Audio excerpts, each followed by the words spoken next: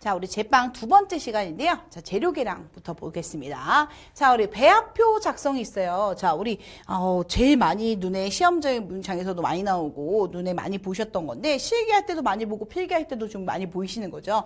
베이커스 퍼센트입니다. 자, 베이커센트 퍼센트. 자, 중요한 게 나왔죠. 자, 베이커센트 퍼센트에서는 밀가루 양을 100%를 기준으로 잡습니다.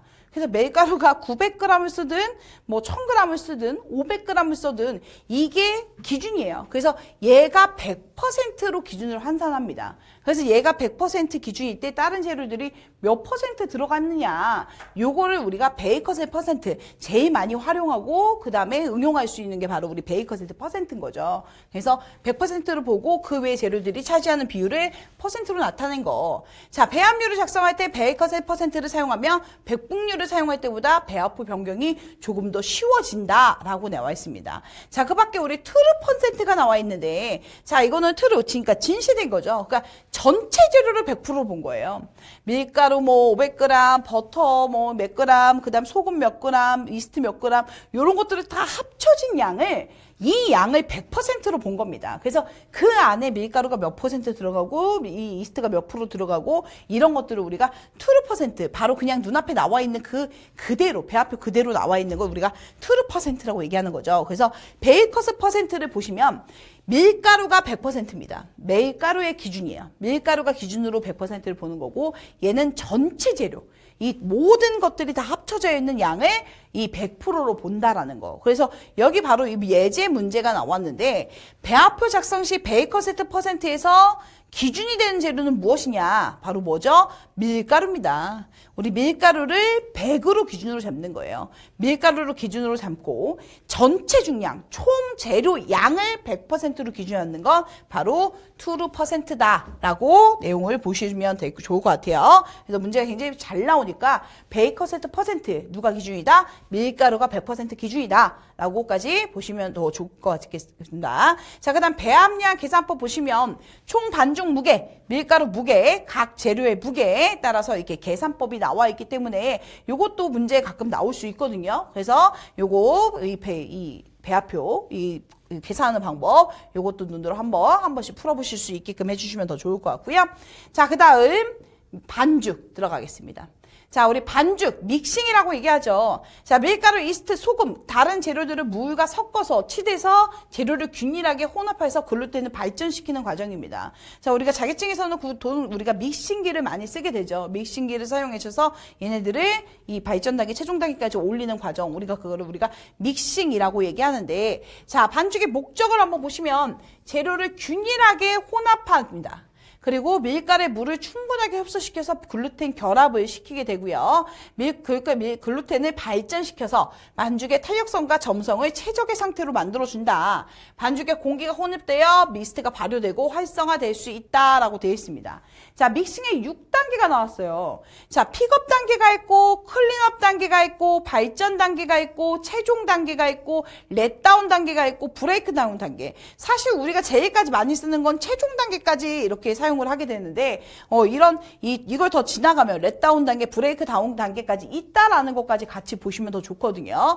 그래서 제일 첫 번째 픽업 단계부터 먼저 보겠습니다. 재료들을 다 혼합했어요. 재료들을 다 혼합하고 믹서에다 넣고 한 1 저속으로, 이때는 고속으로 돌리시면 안 되죠. 고속으로 돌리면 어떻게 되겠어요? 이 밀가루가 날리게 됩니다. 그래서 시험장 가셔도 실수하시는 분들 많아요. 꼭 이게 1단으로 저속으로 단이 옮겨져 있는지 그거부터 확인하시고 전원 버튼 누르셔야 되는데, 바로 얘를 전원 버튼 누르게 되면 혹시 전 사람이 고속으로 맞춰놓은 게 얘네들이 틀어지면 어떻게 되겠어요? 밀가루가 전부 다 날려버리는 현상이 나타날 수 있겠죠. 그래서 주의하셔야 되겠습니다. 그래서 꼭 저속으로 돌려서 약간 진흙처럼 뭉치게, 그냥 뭉쳐지게 만들어주는 단계를 우리가 픽업 단계라고 얘기합니다. 자, 그러면 이 픽업 단계를 지나면 어떻게 되겠어요? 이 점성이 탄력이 생기기 시작합니다. 밀가루를 많이 치대기 시작하기 때문에 탄력이 생기기 시작하는 거거든요. 그래서 벽면이 조금 더 깨끗해지는 단계예요. 이 탄석이 생겨서 벽에 묻었던 반죽을 끌어오고 또 끌어오고 끌어오는 거죠. 약간 이 끈적이는 성질이 생기기 시작하는 단계입니다. 그게 말 그대로 글루텐이 형성되는 단계는 거죠. 글루텐이 형성되는 시작하는 단계고 그릇이 깨끗해진다 해서 우리가 그거를 클린업 단계라고 얘기를 하게 됩니다. 그래서 클린업 단계 보시면 되고요. 자, 그 다음 발전 단계.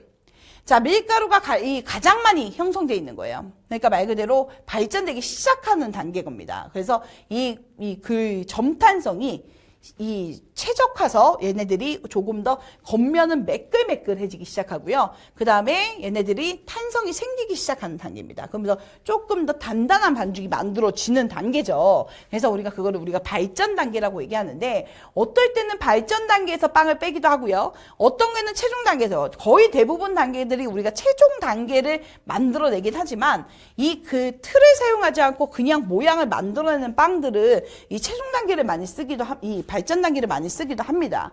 최종 단계는 발전 단계보다 조금 더 부드러워졌어요.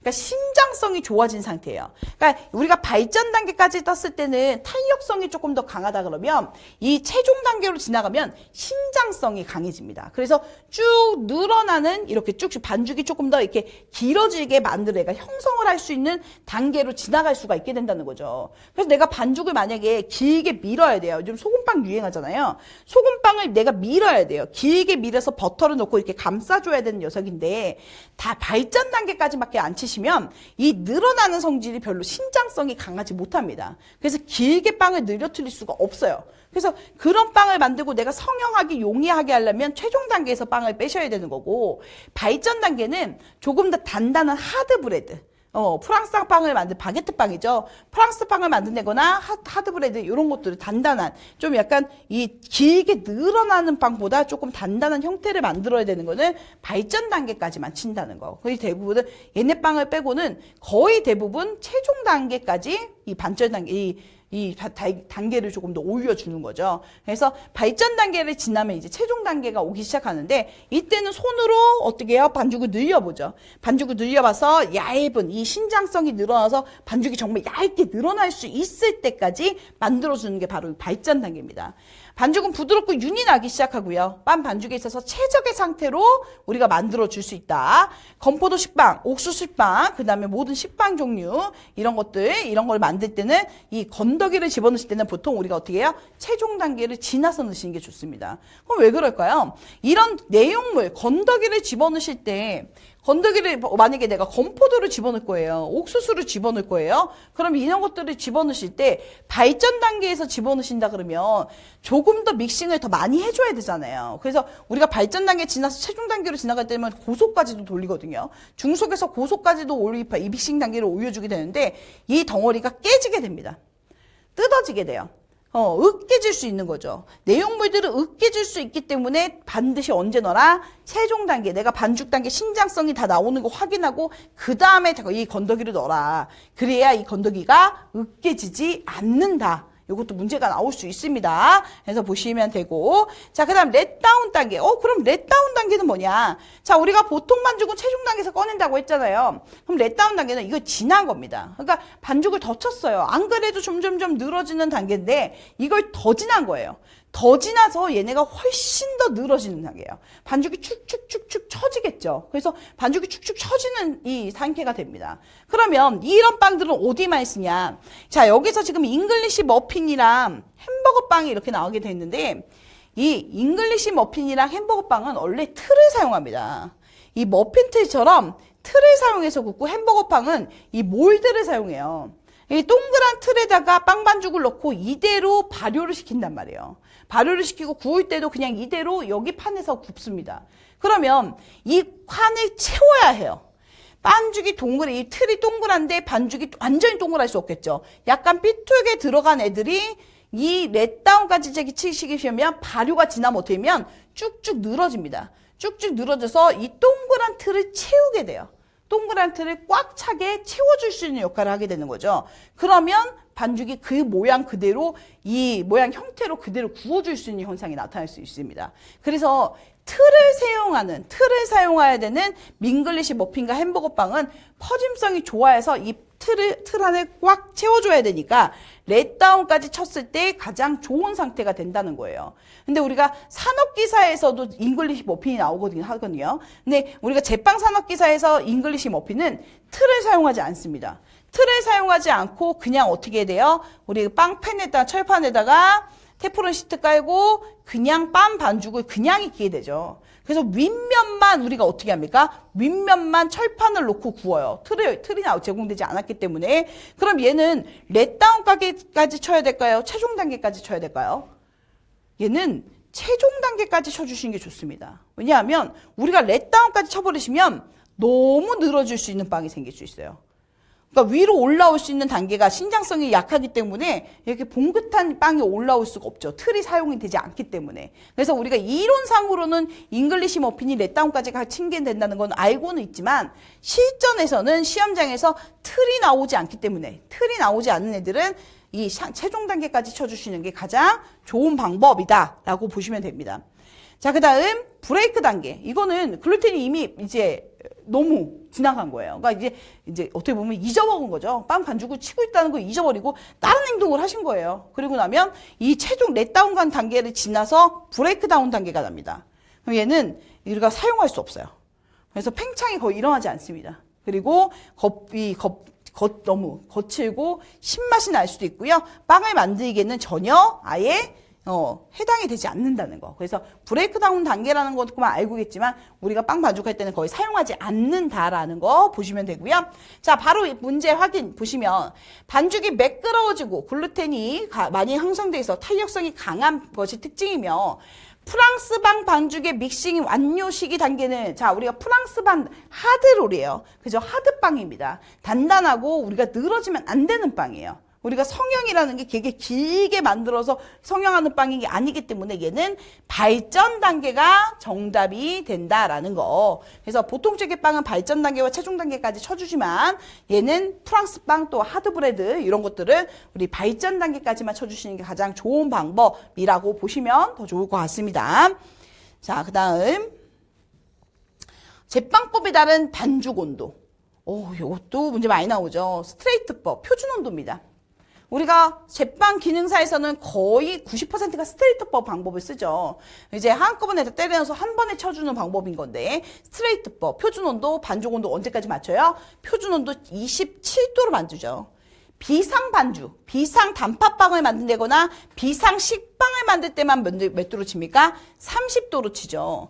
이스트 양을 늘렸고 얘네를 발효를 빨리 해야 되는 거예요. 이 말 그대로 비상입니다. 빠른 시간 안에 빵을 빼야 돼요. 시간은 정해져 있고 빵은 조금 더 빠른 시간 안에 빵을 조금 더 많이 빼셔야 되는 방법을 쓸 때가 바로 우리가 비상법이라고 얘기하는데 이스트 양을 늘리고 반죽 온도를 조금 더 믹싱을 과하게 쳐서 조금 더 센 온도로 쳐서 따뜻한 물을 쓰고 그리고 발효실 온도를 조금 더 높게 해서 발효 시간을 단축시키는 방법이죠. 조금 더 빵을 빠르게 하는 방법입니다. 그래서 얘는 표준 온도가 이 빵 반죽의 온도가 30도지만 일반적인 스트레이트법은 우리가 27도씨 기준이라는 거. 마이너스 플러스 1도까지는 점수가 그렇게 크게 깎이지 않죠.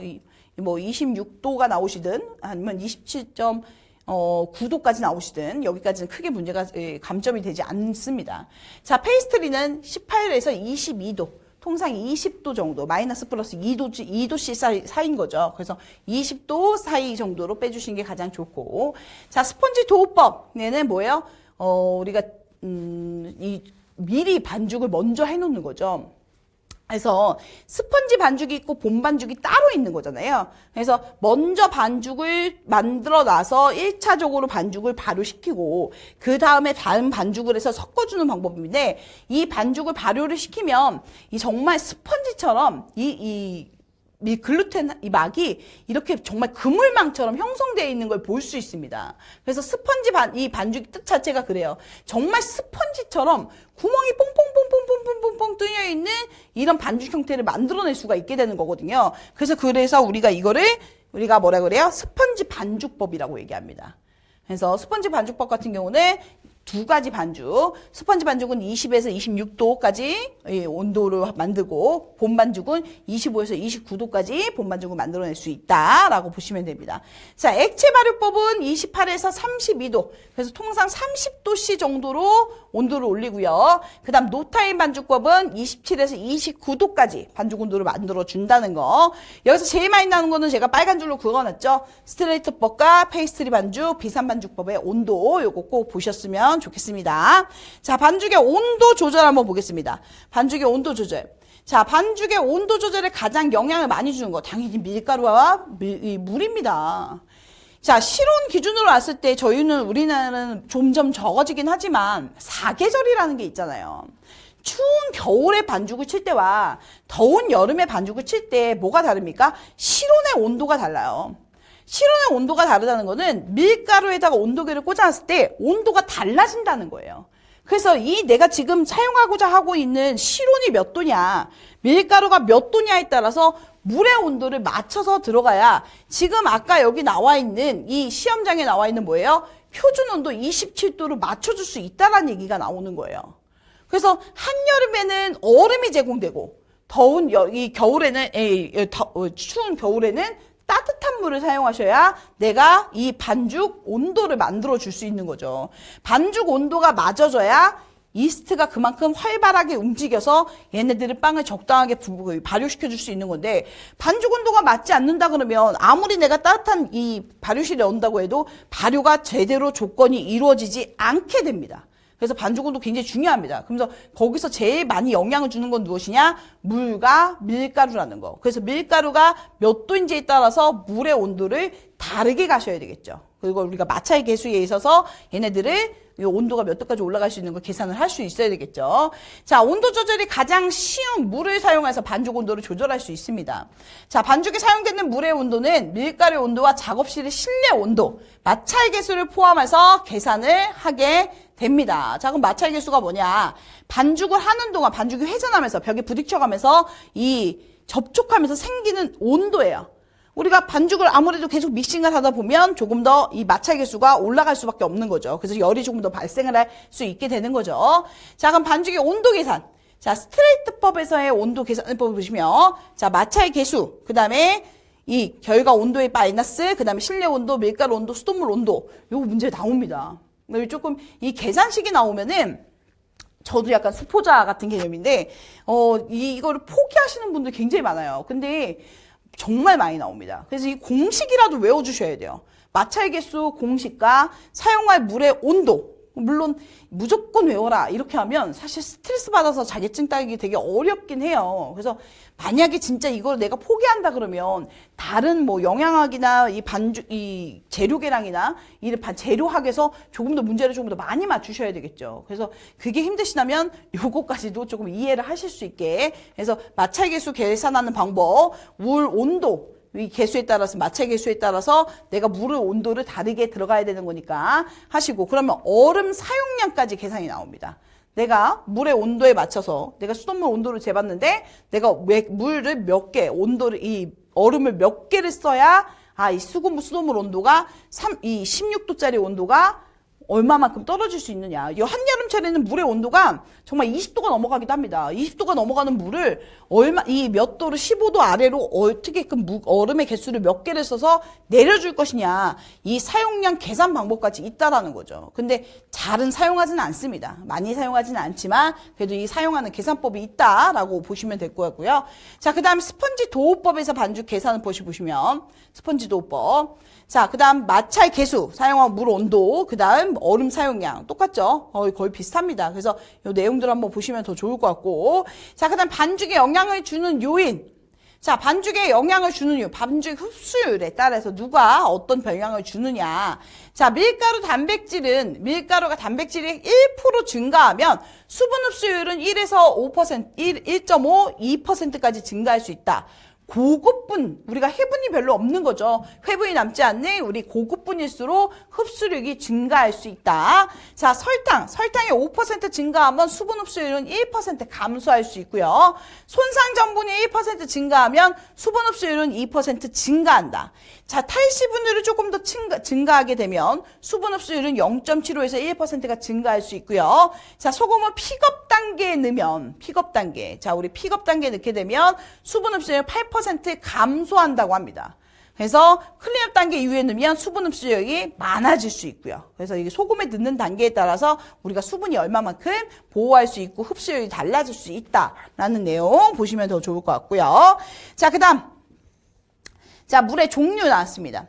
연수는 수분 흡수율이 낮습니다. 경수는 수분 흡수율이 높은 편이고요. 그래서 우리가 반죽 온도를 보시면 반죽 온도가 너무 높으면 수분 흡수율이 낮아지고 너무 반죽 온도가 낮으면 흡수율이 높아질 수 있고요. 자, 온도 5도씨가 변동이 되면 수분 흡수율은 3% 반비례로 변동이 될 수 있다. 그래서 온도에 따라서 물의 사용량도 조금 달라질 수 있다라고 보시면 되고요. 자, 페리노그래프, 밀가루의 흡수율, 믹싱 시간, 믹싱 내구성을 측정하는 기계로 고속 믹서 내에서 일어나는 물리적 성질을 기록하는 기계라는 거, 실험 방법이라는 거 보시면 되고, 자, 익스텐소그래프. 자, 일정한 경도에서 반죽의 신장성과 이 신장성에 대한 저항을 측정하는 기계입니다. 그래서 반죽 내부 에너지에 따른 시간 에너지를 측정해서 2차 가공, 즉 발효에 의한 반죽 성질을 결정하는 것으로 계량제 효과를 측정할 수 있게 되고요. 자, 아밀로그래프. 자, 온도 변화에 따른 밀가루의 호화 정도, 전분의 질 측정, 밀가루 내 아밀라제의 활성을 측정하는 기계다. 자, 레오그래프는 반죽의 기계적 발달을 할 때 전하를 측정하는 기계고요. 자, 이 믹소그래프는 혼합하는 동안 글루텐의 발달 정도를 측정하는 기계를 얘기하게 됩니다. 사실 저도 얘네들을 따로 이렇게 뭐 직접적으로 실험을 한다거나 뭐 그런 경우는 제가 본 적은 없는데, 그래서 이런 내용도 있다. 이것까지 막 다 외우려고 하면 사실 힘든 건 여러분들도 아시죠. 그래서 여기 내용들을 한번 보시면 더 좋을 것 같고요. 자, 그 다음에 제과제빵 도구의 특성 보시겠습니다. 버티컬 믹서 나왔어요. 제일 많이 쓰는 거죠. 여러분들이 아마 제일 많이 쓰는 걸 겁니다. 뭐 키친에이드도 많이 쓰시고 그냥 탁자에 놓고 쓰시는 뭐 믹서도 많이 쓰시고, 제과제빵 시험장에서 쓰는 바로 믹서가 이 버티컬 믹서거든요. 그래서 이 버티컬 믹서 사진에 이제 나중에 또 보실 건데, 그래서 가장 많이 그냥 흔하게 제일 많이 쓰는 게, 그러니까 일반적인 제과점에서도 많이 쓰는 거, 제가 강조한 이유가 있습니다. 일반적인 소규모 제과점에서 가장 많이 사용하는 믹서 형태가 무엇이냐라고 물으면 버티컬 믹서, 수직형 믹서라고 선택을 하시면 됩니다. 자, 호리진탈 믹서, 단위 제품의 생산에 대량의 성생에 적합하다. 자, 스파이럴 믹서는 얘는 제빵 전용입니다. 그래서 약간 이 나선, 약간 이렇게 스프링처럼 나선 형태의 훅이 내장되어 있어서 얘네들을 반죽이 조금 더 이 버티컬 믹서보다 성능이 우수하게 나옵니다. 반죽이 조금 더 찰지게 나오는 효과가 있다. 그 대신 단점으로 보시면 지나치게 고속으로 사용하면 적합한 이 믹싱 단계를 그러니까 너무 빠른 거죠. 예, 버티컬 믹서를 사용하는 것보다 단계들이 좀 더 빨리빨리 이루어져 있기 때문에 얘네들은 이 단계를 지나칠 수 있기 때문에 주의하셔야 된다라고 보시면 되고요. 에어 믹서, 이것도 아마 거의 공장 말고는 보신 적은 거의 없을 건데 제가 전용 믹서입니다. 반죽에 기포를 주입하여 믹싱을 할 수 있는 단계. 자, 그 다음에 뭐 믹서, 어태치먼트 용도 뭐 이런 거 있는데, 여기 안에는 뭐냐면 우리가 이 버티컬 믹서 하나 사시면 요게 세 가지가 다 기본적으로 나오게 되죠. 잠시만요. 버티컬 믹서 여기 사진 나왔죠? 자, 이 믹서 어태치먼트 용도 뭐냐면 이 밑에 있는 이 버티컬 믹서를 하나 사시면 따라오는 이 휘퍼, 훅, 비터 같은 애들이에요. 그래서 소형 우리가 버티컬 믹서를 사셔도 아마 같이 오시는 걸 이석이 사셨던 분들은 조금 아실 수 있을 거예요. 그래서 이거에 따라서 어디에 쓰냐. 히퍼는 말 그대로 공기를 주입시키는 거죠. 그래서 반죽에 공기를 주입해서 부피를 우리가 크림법을 사용할 때 쓰게 되죠. 제과에서 주로 많이 씁니다. 그래서 공기를 주입시켜서 이 부피를 늘릴 때 쓰는 거고, 비터 같은 경우는 우리가 이 중간 단계라고 보시면 되나? 빵 반죽보다도 아니고 휘퍼도 아니고 약간 반죽을 살짝 섞어줄 수 있고 크림을 만들어주는 역할을 할 때, 반죽 교반할 때 그냥 섞어주는 역할을 할 때만 쓰는 거고요. 자, 훅은 제빵용이죠. 훅. 약간 후선장 손이 훅이 달려있으니까 훅이잖아요. 약간 이렇게 갈고리 같은 형태. 그걸 우리가 훅이라고 얘기합니다. 글루텐 형성 발전에 사용할 수 있다. 그래서 내 밑에 여기 사진들을 보시면, 자, 버티컬 믹서. 제일 많이 쓰는 믹서라고 했어요. 스파이럴 믹서는 지금 여기 안에 내용 보시면 약간 이렇게 스프링처럼 제빵 전용에만 씁니다. 제빵 전용. 얘는 제가 전용으로 나와 있는 믹서가 바로 에어 믹서고요. 그래서 스파이럴 믹서 같은 경우는 거의 대규모 좀 업장이 큰 업장에서는 제빵용으로 쓰긴 합니다. 에어 믹서는 공장 아니고선 잘 쓰지 않아요. 공장에서 쓰는 믹서고 소규모 제과조에서는 거의 버티컬 믹서를 많이 사용한다라고 보시면 될 것 같아요. 자, 오븐. 이것도 이제 이 사진이랑 같이 실렸는데, 자, 데크 오븐. 얘도 많이 쓰죠. 근데 물론 요즘은 컨벡션 오븐을 많이 쓰기도 합니다. 뭐 우녹스나 스매그처럼 이 컨벡션 오븐도 약간 소량으로 굉장히 많이 나와 있긴 한데 가격대가 굉장히 높긴 하죠. 왜냐하면 이 컨벡션 오븐 같은 경우는 칸이 되게 여러 개로 나와 있지만 얘도 진짜 대용량 업소용 아니고서는 칸이 그렇게까지 많이 있지 않아요. 그래서 뭐 스매그 오븐이나 우녹스 오븐 이런 것도 많이 쓰긴 하지만 이 데코 오븐만큼 되게 뭐 많은 양의 빵을 구워주기는 조금 힘듭니다. 칸칸이 조금 약간 좁은 편이라서. 그래서 제일 많이 쓰는 게 바로 이 데코 오븐이죠. 시험장에서도 바로 이 데코 오븐이 있는 거고요. 자, 주로 소규모 제과점에서 사용하고요. 근데 아마 더 작은 데는 데코 오븐도 쓰기 힘들 겁니다. 얘는 이 전력 사용량이 많기 때문에 1인 업장보다는 조금 더 그래도 규모가 있는 데서 조금 사용 많이를 하죠. 커피숍보다는. 커피숍에서는 쓰기는 조금 약간 부피가 큽니다. 반죽이 들어가는 곳과 나오는 곳이 동일하죠. 그 다음에 윗불과 아랫불의 온도가 조절이 따로따로 가능하다는 거. 자, 오븐 내 열전도가 균일하지 않을 경우, 그 다음에 위치를 바꿔줘야죠. 그래서 시험장에서도 이 판의 위치를 서로 바꿔가면서 구워주시는 게 가장 좋다라는 거. 자, 터널 오븐. 얘는 대규모 제과제빵 공장에서 사용을 합니다. 제일 여러분들이 흔하게 볼 수 있는 게 이 터널 오븐이 어떤 형태냐면, 코스트코나 트레이더스 같이 피자 구워지는데 보시면 이 빵이 들어가는 입구와 이 피자 빵이 들어가는 입구와 나오는 온도가 달라요. 그래서 이쪽에서 한번 넣으시면 얘가 피자가 점점 구워지면서 이쪽으로 피자가 나오게 되거든요. 그게 바로 이 터널 오븐입니다. 그래서 굉장히 대형 이 식당이나 대형 피자 가게나 대형 제과제빵 공장에서 공장 스타일에서 많이 쓰는 게 이 터널 오븐인 거고, 얘의 단점은 굉장히 비싸죠. 넓은 면적도 많이 하고 얘가 이렇게 뚫려 있다 보니까 열 손실도 그만큼 크지만 여기서 넣으시고 얘가 구워지는 동안 균일한 온도로 구워줄 수 있다는 게 가장 장점인 거죠. 그래서 이 색깔이나 이 컬러 같은 게 시간만 잘 지키면 똑같은 또 제품의 결과가 나올 수 있는 게 가장 특징입니다. 자, 컨벡션 오븐. 자, 얘는 이제 데류쇼 오븐이라고 해서 뒤에 팬이 있는 거예요. 여기 날개처럼 팬이 있습니다. 그래서 우리가 이 데코 오븐 같은 경우는 위와 아래에서만 이렇게 열을 가해주지만 얘는 위에서 아래에서도 열을 가해주지만 안에 선풍기처럼 팬이 있습니다. 그래서 이 모든 사방의 온도를, 데코 오븐의 장점은 뭐예요? 여기 팬을 이렇게 3개를 넣었을 때 여기 색깔과 여기 색깔이 다 다르게 나오는 거거든요. 근데 컨벡션 오븐은 여기서 이 날개를 이용해서 연료를 전달을 합니다. 사방으로 전달하기 때문에 사방의 색깔이 거의 비슷하게 나온다는 게 가장 큰 장점인 거죠. 그래서 대류 현상으로 빵을 굽기 때문에 우리가 컨벡션 오븐이다 라고 얘기를 하게 됩니다. 그래서 색깔이나 크기가 얘네들이 균일하게 나올 수 있는 게 가장 특징이 들어갈 수 있다. 그 대신 선풍기처럼 회전이 되어 있기 때문에 빵이 마를 수 있는 특징은 있을 수 있습니다. 그리고 자, 로터리 오븐. 자, 로터리 오븐 같은 경우는 컨벡션 오븐하고 똑같은데 요 가운데 이 판이 회전을 하는 거예요. 가운데 이 빵 틀이 360도 돌아갑니다. 빵 틀이, 그러니까 이렇게 우리가 바베큐 업장이나 뭐 이런 데서도 조금 많이 쓰기도 하고요.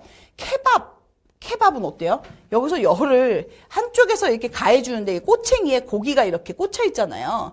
고기가 꽂혀 있어서 얘를 돌려준단 말이에요. 돌리면서 여기가 열이 가해진 데서 이 고기를 구워주는 방법인데 이 로터리 오븐은 이게 자동인 거예요. 그래서 얘가 가운데 이 회전축이 펜을 꼽는 데가 돌아갑니다. 점점점 돌리기 때문에 얘네가 사방으로 모든 이 쿠키나 빵들이 균일하게 익어줄 수 있는 가장 큰 특징을 가게 되는 거죠. 그래서 얘네들은 이 펜이 이 가운데 이 선풍기처럼 돈다면 얘는 요거 자체가 빵 틀 자체가 빵을 뜯는 넥 자체가 돌아가는 오븐을 우리가 로터리 오븐이라고 표현할 수 있다라고 보시면 될 것 같습니다.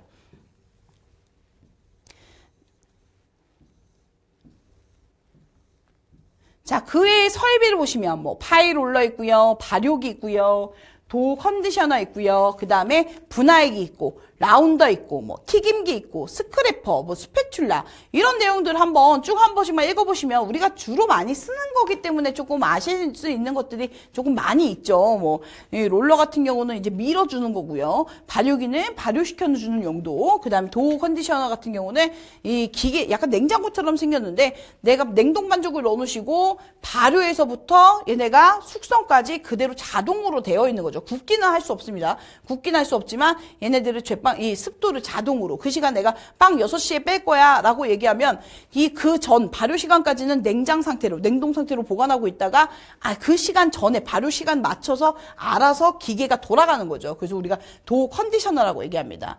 분화액이 있고요, 라운더 있고요, 튀김기, 스크래퍼, 스패츌라. 스크래퍼는 이게 사각형 동그란 거 이렇게 생긴 거고, 스패츌라는 막대기 생겨서 우리가 케이크 이 주변 정리할 때 사용하는 게 바로 우리 스패츌라라고 얘기하는 거죠. 자, 이렇게 스패츌라까지 한번 보시고요. 이제 문제를 한번 풀어보도록 하겠습니다. 자, 우리 예상 문제 한번 보도록 할게요. 자, 베이커스 퍼센트 나왔어요. 자, 우리 베이커세트 퍼센트에 대한 설명으로 옳은 것은 나왔습니다. 자, 전체 양을 100%로 하는 거다. 자, 우리 전체 양을 100%로 했던 거는 뭐였어요? 트루 퍼센트였습니다. 자, 우리 베이커세트 퍼센트는 뭐였습니까? 밀가루 양을 100%로 잡았던 거였어요. 그래서 밀가루 양을 100%로 기준 잡았을 때 다른 것들을 함량을 다르게 하는 거였죠. 그래서 베이커스 퍼센트는 바로 밀가루의 양을 100%로 하는 것이다 라고 되어 있고요. 자, 그 다음 자, 다음 또 빈출 문제도 한번 볼까요? 다음 중 후연법의 가장 큰 단점은 나왔습니다. 자, 후연법. 나중에 염분을 집어넣겠다는 거예요. 그래서 우리가 발전 단계, 픽업 단계 이후에 넣을 수도 있기도 하고요. 클린업 단계 이후에도 넣을 수도 있게 되는 거죠. 그래서 후연법의 가장 큰 장점은 뭡니까? 자, 우리 소금을 어느 정도 글루텐이 형성된다게 되면 믹싱 시간을 조금 줄일 수 있습니다. 왜냐면 수분이 그만큼 날라가지, 수분이 방지될 수 있는 거거든요. 그래서 후연법의 가장 큰 특징은 믹싱 시간, 반죽 시간이 단축된다라는 겁니다. 그래서 정답은 1번. 자, 한 문제만 한번 더 풀어볼까요?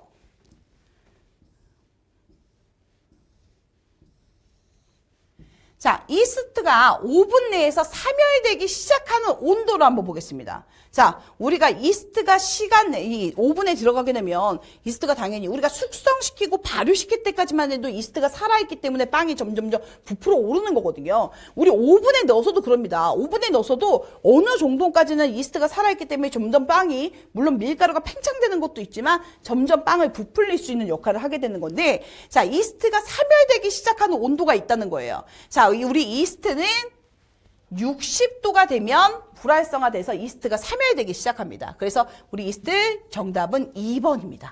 2번 60도가 되면 사멸이 될 수 있다. 자, 그래서 저희 문제 보시면 이렇게 빈출 표시된 거 위주로도 많이 풀어보시고, 이거 말고도 다른 데서 문제가 나올 수 있기 때문에 다른 문제들도 충분하게 풀어보시면 아마 빠른 합격하실 수 있을 겁니다. 자, 마치겠습니다.